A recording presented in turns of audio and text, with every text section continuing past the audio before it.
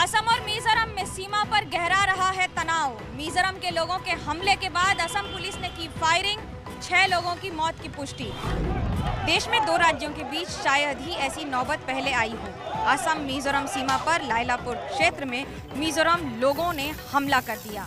Assam police के कई वाहनों में भी तोड़फोड़ की गई। इस हमले में असम पुलिस के 7 जवान बुरी तरह घायल हो गए हैं। हालात बेकाबू होते देखकर असम पुलिस को गोली चलानी पड़ी, जिसमें 6 लोगों की जान भी चली गई। दोनों राज्य सीमा विवाद को लेकर झगड़ रहे हैं। दोनों राज्यों की सिर्फ सीमाओं पर ही तनाव नहीं है, दोनों के मुख्यमंत्रियों के बीच भी ट्विटर पर वाक युद्ध छिड़ा हुआ है। इस संकट के समाधान के लिए दोनों राज्यों के मुख्यमंत्रियों ने गृह मंत्री के दखल की मांग की है। गौरतलब है कि गृह मंत्री अमित शाह पिछले हफ्ते ही पूर्वोत्तर के दौरे पर थे, जहां पर शिलांग में उन्होंने पूर्वोत्तर राज्यों के सभी मुख्यमंत्रियों से मुलाकात की थी। पश्चिम बंगाल में प्रचंड जीत हासिल करने के बाद कल पहली बार प्रधानमंत्री नरेंद्र मोदी से मिलेंगी मुख्यमंत्री ममता बनर्जी। ममता 5 दिनों के लंबे दौरे पर दिल्ली आई हैं। ममता बनर्जी आज शाम दिल्ली पहुंची। उनकी कल शाम प्रधानमंत्री नरेंद्र मोदी से मुलाकात का कार्यक्रम है। मई में सीएम बनने के बाद से ममता बनर्जी की दिल्ली में प्रधानमंत्री से ये पहली औपचारिक मुलाकात होगी। वैसे सबकी नजरें होंगी ममता बनर्जी की होने वाली राजनीतिक मुलाकातों पर। ममता का विपक्ष के सभी बड़े नेताओं से मिलने का कार्यक्रम बन रहा है। कोशिश की जा रही है कि विपक्ष के सभी नेताओं के साथ एक बैठक भी हो। ममता बनर्जी की हाल की सक्रियता और उनके फैसलों को देखकर ऐसा लगता है मानो वो 2024 के लोकसभा चुनाव में अपने लिए कोई राष्ट्रीय भूमिका तैयार कर रही हों। आंदोलन कर रहे किसानों ने अपना रुख अब चुनावी राज्यों की तरफ मोड़ा। यूपी और उत्तराखंड में होगी किसान महापंचायत। 3 कृषि कानूनों के खिलाफ आंदोलन के 8 महीने पूरे होने पर किसान संगठनों ने आज नई रणनीति की घोषणा की है। अब किसान संगठन चुनावी राज्यों की ओर रुख करने जा रहे हैं। इसके तहत 14 अगस्त को ट्रैक्टर परेड की जाएगी। वहीं 5 सितंबर को मुजफ्फरनगर में बड़ी किसान पंचायत का आयोजन होगा। किसान यूनियन के प्रवक्ता राकेश टिकैत ने लखनऊ की घेराबंदी की धमकी भी दी है। लखनऊ को भी दिल्ली बनाया जाएगा। लखनऊ के भी चारों तरफ के रास्ते जैसे दिल्ली में सील हैं, ऐसे ही सील होंगे। 3 कृषि कानूनों के खिलाफ किसान 26 नवंबर 2020 से लगातार आंदोलन कर रहे हैं, लेकिन किसानों और सरकार के बीच हुई बातचीत का कोई नतीजा नहीं निकल पाया है। कर्नाटक में लिंगायत जाएगा तो लिंगायत ही आएगा। कर्नाटक में बीएस येदियुरप्पा की जगह बीजेपी किसी लिंगायत नेता को ही मुख्यमंत्री बना सकती है। मुख्यमंत्री पद पर सिर्फ 2 साल ही मौका मिलने के बाद इस्तीफे की घोषणा करते हुए बीएस येदियुरप्पा भावुक हो गए, लेकिन बीजेपी फिलहाल लिंगायत समुदाय को नाराज करने का जोखिम नहीं उठाना चाहती। सूत्रों से ऐसा पता चला है कि येदियुरप्पा की जगह कर्नाटक का अगला मुख्यमंत्री भी लिंगायत समुदाय से ही होगा। बीजेपी ने साफ कर दिया है कि अगला मुख्यमंत्री विधायकों में से ही चुना जाएगा। अभी डिप्टी सीएम लक्ष्मण सावदी, मुरुगेश निराणी और बासवराज मुंबई का नाम मुख्यमंत्री के लिए रेस में है। कर्नाटक में लिंगायत समुदाय की आबादी करीब 17% है। जाहिर है ऐसे में बीजेपी लिंगायत समुदाय को नाराज नहीं करना चाहेगी।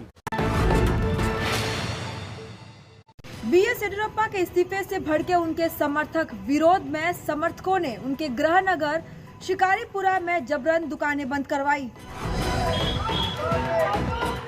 येदियुरप्पा के समर्थक सड़कों पर उतरे तो दुकानें और दूसरे व्यापारिक प्रतिष्ठान धड़ाधड़ बंद होने लगे। देखते ही देखते पूरे शहर में बाजार बंद हो गए। ये कर्नाटक के शिकारीपुरा की तस्वीरें हैं, जो कि बीएस येदियुरप्पा का गृह नगर है। येदियुरप्पा का इस्तीफा उनके समर्थक बर्दाश्त नहीं कर पाए और सड़क पर उतर आए। आरोप है कि ज्यादातर दुकानें उन्होंने जबरन बंद करवाई। येदियुरप्पा ने आज ही इस्तीफा दिया है। कर्नाटक का शिकारीपुरा वो इलाका है जहां से बीएस येदियुरप्पा 7 बार विधायक रहे हैं। भगवान राम के बाद अब भगवान कृष्ण की शरण में जाएगी मायावती की पार्टी बीएसपी। कान्हा की नगरी वृंदावन से होगा ब्राह्मण सम्मेलन के दूसरे चरण का आगाज। यूपी के आने वाले चुनाव को देखते हुए बहुजन समाज पार्टी ब्राह्मण वोटरों पर डोरे डालने के लिए जी जान से जुटी हुई है। प्रयागराज में हुए ब्राह्मण सम्मेलन के दौरान इसके अगले चरण की भी घोषणा कर दी गई है।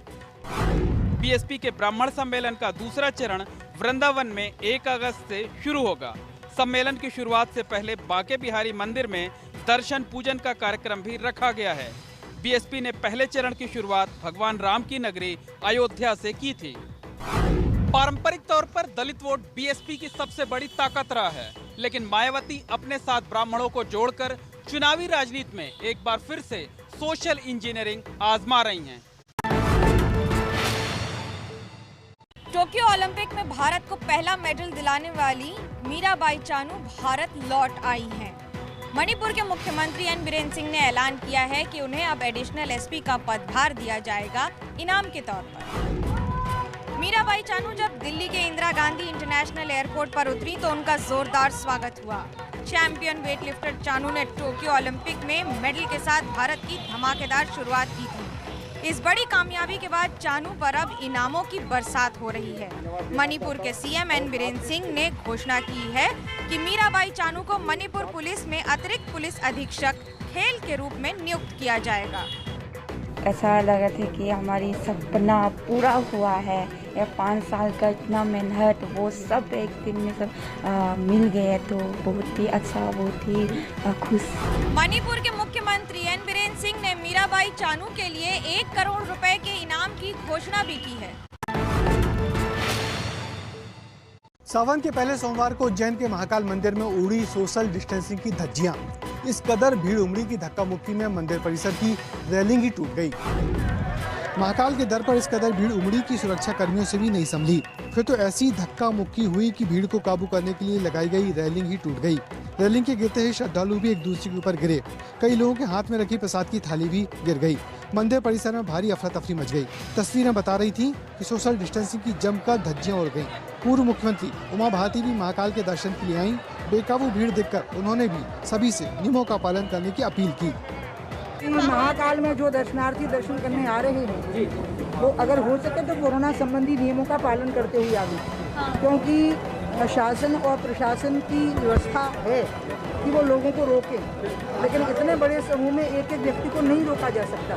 हिंदू मान्यताओं में सावन के सोमवार की पूजा की खास महत्ता है, मगर कोरोना काल में नियमों का ध्यान रखा नहीं गया तो खतरा हमेशा मंडराता रहेगा। मध्य प्रदेश के राजगढ़ में मुसीबत बन गई मूसलाधार बारिश। रिहायशी इलाकों में आई बाढ़ ने लोगों को दहशत में डाल दिया। बाढ़ के तेज बहाव में ये वैन बहने लगी तो उसे बचाने के लिए लोग खुद ही कूद गए। फिर वैन के पीछे रस्से बांधे गए और दूसरी गाड़ी से खींचकर बाहर निकाला गया। ये मध्य प्रदेश के राजगढ़ जिले के छापीहेड़ा की तस्वीरें हैं। यहाँ 2 दिन की बारिश से ऐसे हालात हो गए कि मानो गलियों से दरिया गुजर रहा है। लोगों के सीने से ऊपर तक पानी है। इस इलाके में ऐसी बाढ़ आई कि फिर लोग अपने घरों में बंधक बन गए। खतरा अभी भी बना हुआ है क्योंकि मौसम विभाग ने मध्य प्रदेश के ज्यादातर जिलों में अभी तेज बारिश की आशंका जताई है। वाराणसी के रेलवे स्टेशन पर बाइकर्स को स्टंटबाजी करना भारी पड़ गया। पुलिस ने बाइकर्स को हिरासत में लेकर उनकी बाइक जब्त कर ली है। न सिर पर हेलमेट, न मुंह पर मास्क और बाइक की रफ्तार इतनी तेज कि जहां से गुजरे वहां लोग थरथरा जाएं। वाराणसी के रेलवे स्टेशन परिसर में कुछ बाइकर्स ने ऐसा स्टंट किया कि पुलिस को कार्रवाई करनी पड़ी। पुलिस ने स्टंट करने वाले 6 बाइकर्स को हिरासत में लेते हुए सभी बाइक को सीज कर दिया। बाइकर्स का स्टंट करते हुए ये वीडियो सोशल मीडिया पर वायरल हुआ था। पुलिस ने इसी वीडियो के आधार पर सभी को धर दबोचा और बाद में माफीनामा लेकर सभी बाइकर्स को छोड़ दिया। इजराइल फलस्तीन के बीच करीब 2 महीने की खामोशी के बाद गाजा पट्टी में एक बार फिर बरसे बम। इजराइल ने लड़ाकू विमानों से किए हवाई हमले।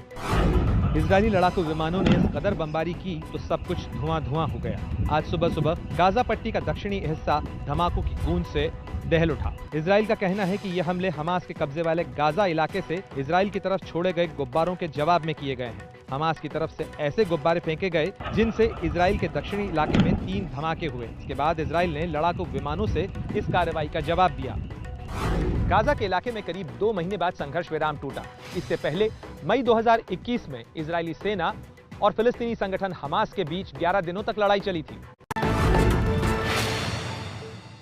जासूसी मामले की अब जांच कराएंगी पश्चिम बंगाल की मुख्यमंत्री ममता बनर्जी। 2 पूर्व जजों की कमेटी का किया गठन। जिस जासूसी कांड को लेकर सड़क से संसद तक हंगामा मचा हुआ है, उस पेगासस जासूसी कांड की जांच करवाने जा रही हैं पश्चिम बंगाल की मुख्यमंत्री ममता बनर्जी। ममता ने आज 2 सदस्यीय जांच कमेटी का गठन किया है। इस कमेटी में सुप्रीम कोर्ट के पूर्व जज मदन लोकुर और कलकत्ता हाई कोर्ट के पूर्व जज ज्योतिर्मय भट्टाचार्य शामिल हैं। राज्य सरकार केवल उन्हीं विषय वस्तु पर कमीशन ऑफ इंक्वायरी का गठन कर सकती है जिस पर कि राज्य सरकार को एग्जीक्यूटिव या लेजिस्लेटिव यानी कि वैधानिक या प्रशासनिक अधिकार संविधान में दिया हुआ है। इस हफ्ते अपने दिल्ली दौरे के पहले टीएमसी सुप्रीमो ममता बनर्जी ने इस कमेटी का ऐलान किया है। इसके साथ ही प्रधानमंत्री नरेंद्र मोदी के साथ अगले 24 घंटे में करेंगी मुलाकात। भारत और चीन के मिलिट्री कमांडर्स के बीच इसी हफ्ते होगी डिसएंगेजमेंट को लेकर बातचीत। भारतीय सेना के उच्च पदस्थ सूत्रों ने एबीपी न्यूज को दी जानकारी। भारत और चीन के बीच होने वाली मीटिंग के दौरान पूर्वी लद्दाख से सटी एलएसी से दोनों देशों की सेनाओं के पीछे हटने से लेकर विवादित इलाकों में डी एस्केलेशन को लेकर भी बातचीत होने की संभावना है। भारतीय सेना के टॉप सूत्रों ने एबीपी न्यूज को ये भी बताया कि पूर्वी लद्दाख के डेमचौक में जो चीनी टेंट की खबर सामने आई है वो करीब 2 साल पुराने हैं। 2 साल पहले चीन के कुछ नागरिकों ने एलएसी के करीब 3 टेंट लगा लिए थे। चीनी टेंट वाली खबर को लेकर राहुल गांधी ने केंद्र सरकार पर सवाल उठाए हैं। भारत और चीन के सैन्य कमांडर्स के बीच डेमचौक का मुद्दा भी रहने वाला है। इसके अलावा गोगरा, हॉट स्प्रिंग और डेप्सांग प्लेन जैसे विवादित मुद्दे भी इस मीटिंग का हिस्सा होंगे। कोरोना के घटते मामलों के बीच अब देश में फिर से खुलने लगे हैं स्कूल। गुजरात के स्कूल में ये तस्वीरें तब की हैं जब 10वीं और 12वीं के बच्चे स्कूल पहुंचे। यहाँ भी 50% कैपेसिटी के साथ 9वीं से 11वीं कक्षा के स्कूल फिर से खोल दिए गए हैं। अमृतसर से भी स्कूल खुलने की तस्वीरें आईं। यहाँ क्लासरूम में बच्चों को दूर दूर बैठाने के इंतजाम दिखे। पंजाब में 10वीं से 12वीं तक की कक्षाओं के लिए स्कूल खुले हैं। हालांकि शुरुआत में यहाँ सिर्फ वैक्सीन की दोनों डोज ले चुके टीचर्स और स्टाफ को ही स्कूल आने की इजाजत दी गई है। गुजरात, अमृतसर के अलावा मध्य प्रदेश और ओडिशा में 10वीं से 12वीं तक के स्कूल खुलना शुरू हो गए हैं। कई राज्य सरकारों ने स्कूल खोलने की मंजूरी तो दे दी है, लेकिन साथ ही निर्देश दिए गए हैं कि छात्र और स्कूल कॉलेज प्रशासन को कोविड प्रोटोकॉल का सख्ती से पालन करना होगा। बाढ़ और बारिश से महाराष्ट्र में महासंकट। करीब कई दशकों के बाद बारिश ने ऐसा कहर बरपाया है, कई जिले अभी भी पानी में डूबे हैं। महाराष्ट्र के सांगली की तस्वीरें कुछ घंटों पहले की हैं। यहाँ बारिश तो रुक गई है, लेकिन अब भी कई जगह ऐसे ही पानी और कीचड़ से आफत है। अब महाराष्ट्र के सतारा की तस्वीर देखिए। यहाँ ग्रामीण इलाके तो जैसे बाढ़ के पानी में गुम हो गए हैं, रास्ते गुम हो गए हैं, जो हजारों लोगों को अपनी जान बचाने के लिए घर छोड़ना पड़ रहा है। सतारा का कोयना नगर सबसे ज्यादा प्रभावित हुआ है। पूरे महाराष्ट्र में सबसे ज्यादा मौत रायगढ़ में हुई है। हर दिन बाढ़ और बारिश की वजह से हुए हादसों से मौत की संख्या बढ़ रही है। कोल्हापुर में पंचगंगा नदी ने किस तरीके का विकराल रूप धारण किया है, जरा ये कार शेड देखिए। किस तरीके से कार अभी भी जो है यहाँ पर पानी में डूबी हुई है। कल तक तो ये सब कुछ जो दिख रहा है वो भी पानी में जलमग्न था पूरी तरीके से। पानी कुछ कम हुआ है, जलमग्न कार दिखाई दे रही है आपको। हॉल है, मैरिज हॉल दिख रहे हैं, वो भी अंदर पूरी तरीके से पानी में डूबे हुए हैं। बिजली के खंभे को देखिए, जो रेस्क्यू की टीम के लोग हैं वो बता रहे हैं कि इतना पानी था कि ये जो तार ऊपर आप देख रहे हैं, ये तार फंस रहा था जो बोट है उसके पहिए उसमें यान में। और ये सारी दिक्कतों के बीच में लगातार कोशिश ये है कि जो लोग हैं उनको रेस्क्यू कर सके। योगेंद्र गुप्ता दिखाइए, कोल्हापुर शहर दिखता हुआ और पूरा जलमग्न जो इसका बाहरी आंचल है वो हमको दिखाई दे रहा है। जो आसपास कारशेड बने हुए हैं वो सब कुछ डूबा हुआ है। 2019 की बाढ़ और फिर 2 ही साल गुजरा, फिर एक बार बाढ़ ने दस्तक दी। कितनी चुनौतीपूर्ण जिंदगी कोल्हापुर के लोगों के लिए। और इन सब चुनौतियों के बीच में सकारात्मक चीज, पानी कम हो रहा है और रेस्क्यू का जो प्रोसेस है वो लगातार अभी भी जारी है। गुजरात के जूनागढ़ में मेघ तांडव।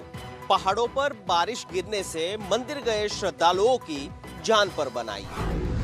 पानी का ऐसा सैलाब यहाँ नीचे आ रहा है कि सामने खड़े हो तो देखकर डर लग जाए। तस्वीरें गुजरात के जूनागढ़ की। यहाँ गिरनार और दातार पर्वत पर तेज बारिश होने के बाद ऐसे हालात बन गए। देखिए श्रद्धालुओं को नीचे लौटने में कितनी दिक्कत आ रही है। अब देखिए जूनागढ़ के शहरी इलाकों की यह तस्वीर। यहाँ सड़कें तालाब बन गई है और बाजार में पानी भरा पड़ा है। गुजरात के जूनागढ़ के पहाड़ों में कुछ ही घंटे में 5 इंच तक की बारिश हुई, जिसकी वजह से हालात इतने खराब हो चुके। हिमाचल के किन्नौर में पुल टूटने की वजह से 100 से ज्यादा सैलानी फंसे। रविवार को चट्टान गिरने से हुआ था बड़ा हादसा। बड़ी बड़ी चट्टानें इस रफ्तार से गिर रही थी कि नीचे किसी को संभलने का मौका नहीं मिल पाया। बड़ा सा पुल चट्टान गिरने से तिनके की तरह टूटकर बिखर गया। तस्वीरें रविवार की हैं, जब हिमाचल के किन्नौर जिले में यह हादसा हुआ। चट्टान गिरने की वजह से पुल टूटा और सड़क संपर्क भंग हो गया। पुल की दूसरी तरफ सांगला में करीब 100 से ज्यादा सैलानी फंसे हुए हैं। मुख्यमंत्री ने कहा है कि जल्द सबका रेस्क्यू किया जाएगा। सांगला और चितकुल को जोड़ने वाला पुल टूटा है। कल हादसे में 9 लोगों की मौत हो गई थी। आज ट्रैक्टर पर सवार होकर संसद पहुंचे कांग्रेस नेता राहुल गांधी। बोले, किसानों का संदेश लेकर संसद पहुंचा हूं। लाल रंग का ट्रैक्टर है। ट्रैक्टर के आगे लगा है बैनर जिस पर लिखा है किसान विरोधी 3 काले कानून वापस हों। और ट्रैक्टर चला रहे हैं कांग्रेस सांसद राहुल गांधी। आज राहुल गांधी कुछ इसी अंदाज में संसद पहुंचे तो हलचल बढ़ गई। राहुल बोले, मोदी सरकार को किसानों की आवाज सुननी होगी। हम जो किसानों का मैसेज है उसको हम पार्लियामेंट तक लाए हैं। पार्लियामेंट में इसके बारे में चर्चा नहीं करने देते हैं। किसानों को दबा रहे हैं, हिंदुस्तान के सब किसानों को दबा रहे हैं, इसलिए हम यहाँ ट्रैक्टर पे आए। मोदी सरकार द्वारा बनाए गए कृषि कानूनों के खिलाफ आंदोलनकारी किसान अब जंतर मंतर पर भी रोजाना प्रदर्शन कर रहे हैं। विरोध कर रहे किसानों की मांग है कि सरकार तीनों कृषि कानूनों को वापस ले।